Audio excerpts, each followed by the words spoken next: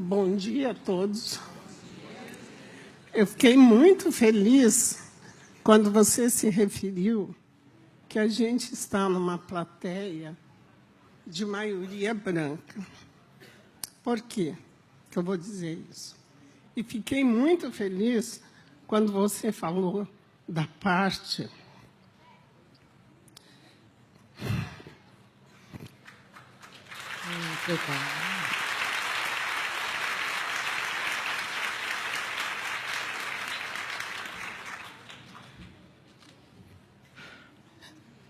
Desculpem. Quando você falou da parte da educação, eu sou de uma região do sul, você já pode imaginar, do sul do Paraná. Quer dizer, eu vim do interior do Paraná, lá do mato, estudar em Curitiba. Tive ontem a palestra das moças sobre a mãe.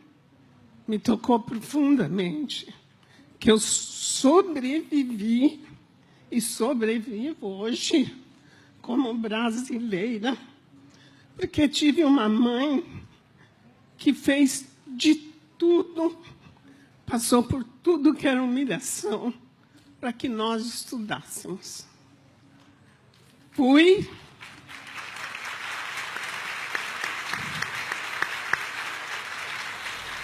Desculpa que eu estou me estendendo, que é a grande oportunidade da minha vida que os dois e a palestra de ontem me deu para eu poder falar.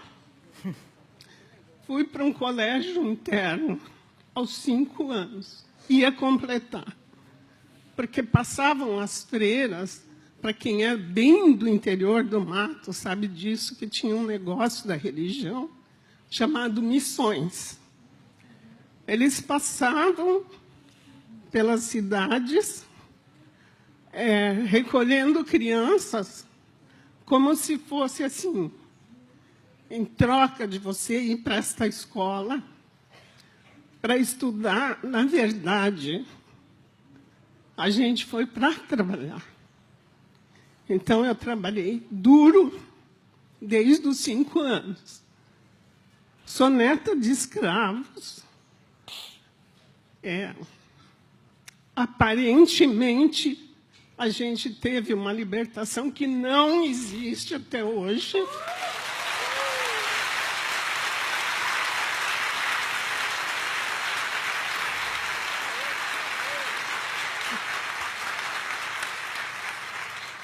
Então,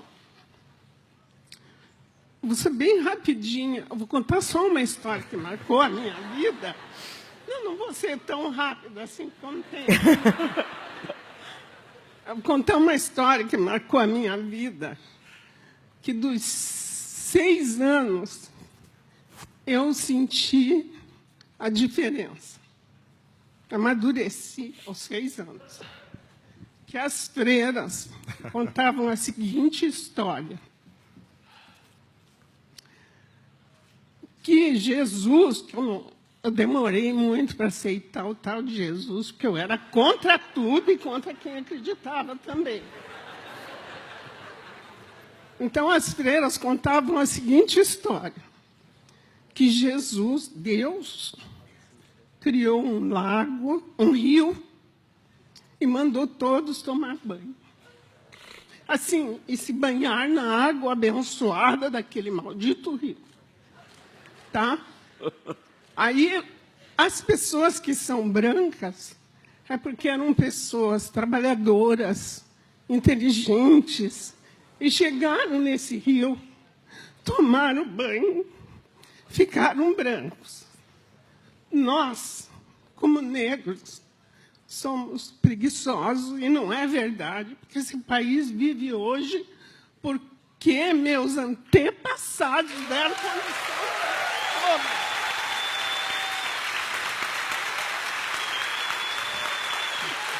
Contar.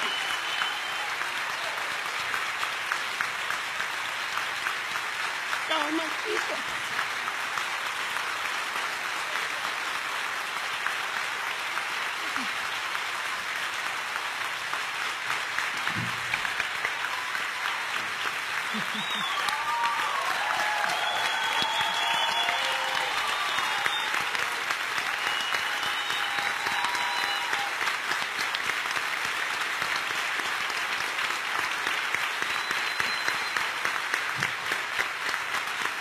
Então, nós, como negros, preguiçosos, chegamos no final, quando todos tinham tomado banho, o rio só tinha lama. Então, como a gente era preguiçoso, então nós temos a palma da mão clara e a sola dos pés, porque nós só conseguimos tocar as mãos e os pés. Aí você saiu, por isso que a gente tem as palmas da mão e os pés claros. Isso ela explicava, ela contava a história para contar para os brancos como a gente era preguiçoso e não era verdade. Isso não é verdade, porque senão a gente não teria sobrevivido. E eu sou uma sobrevivente pela educação, pela luta da minha mãe, que nunca... Eu era rebelde, eu sempre era rebelde, eu tinha até vontade de matar. Mas a minha mãe falava assim, eu falava, não vou mais para a escola, porque ela tinha que pedir caderno, lápis, lavava roupa para os outros em troca de material escolar. E daí ela dizia assim, eu falava assim, e porque eu tinha que entregar também as roupas na casa, para ajudar minha mãe. Então eu falava assim, não vou mais para a escola. Ela dizia assim para mim, com um gesto que ontem eu me lembrei da palestra das mães, o que você guarda da sua mãe? Ela falava assim, porque se ela falasse não, eu ia contra ela. Ela falava assim, olha bem para a mãe. Olhou. Eu falava, claro que eu estou olhando, porque eu era rebelde, né? Aí ela dizia assim para mim, então, olhou bem, se você quiser ser como a mãe, não vá para a escola. Eu virava com a minha rebeldia, que hoje ela está no outro plano, e eu converso muito com ela e agradeço tudo que ela fez por mim. Aí eu falava assim, igual a senhora, nunca que eu vou ser. Ela falava, só tem um jeito, vai estudar. E eu pegava meu caderninho e saía correndo para a aula, acreditando. Então, eu acho que a gente, como negro, não é querer ser vítima, porque eu não sou. Eu sou grata à minha mãe. E grata também a algumas, com raras exceções, porque quando ela falou do racismo, eu falei para a moça aqui do meu lado, eu falei, ela não está falando de Portugal. Ela está falando do Brasil nos dias de hoje. Né? E por que também, para eu vencer, para eu conseguir trabalhar em Curitiba, que todo mundo acha que Curitiba é cidade europeia, de intelectuais, de coisa nenhuma, vai viver em Curitiba como negro e como morador da periferia, para vocês tirarem esse encanto de Curitiba, disso, daquilo. Não é. Na real, não é. Não é. E é tido como uma cidade evoluída porque é europeia. Porque é uma cidade europeia. Tem as coisas boas em Curitiba. Na realidade, tem. Mas os cotistas negros, índios, sofrem o preconceito dentro das universidades e, o mais ainda, em Londrina, que é uma das maiores cidades do norte do Paraná, que tem grandes universidades, os indígenas perderam a bolsa de R$ 400 de ajuda, porque o nosso governador, meu não, o governador do Paraná, cortou a bolsa. Então, eu não quero desistir.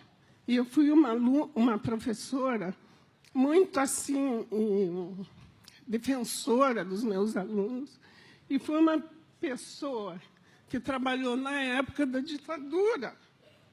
Então, como eu falava com os meus alunos, como eu falava, às vezes, professora, porque eu não quero mais, porque isso, porque eu falava, não. Aí eu contava a minha história para eles, não como miséria, como sofredora. Eu falava como vocês são capazes. Você tem 2 olhos, 2 braços, você pensa, você quer ser respeitado, seja melhor que ele, estude, que ele vai precisar de você e ele vai te respeitar.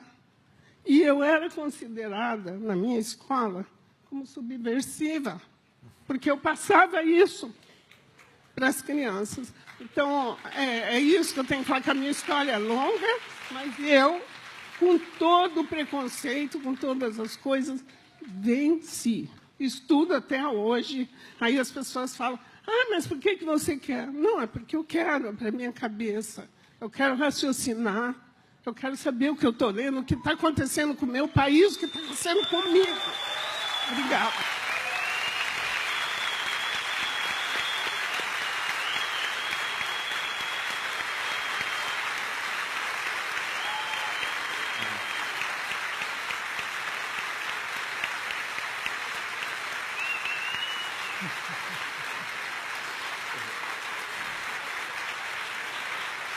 Ela está falando.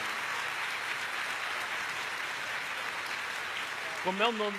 Professora, qual é o seu nome? Professora? Como é seu nome, professora?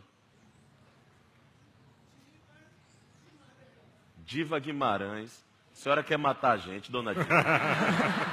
Pelo amor de Deus. Meu coração está aqui assim, pequenininho. Obrigado pela coragem de contar a história.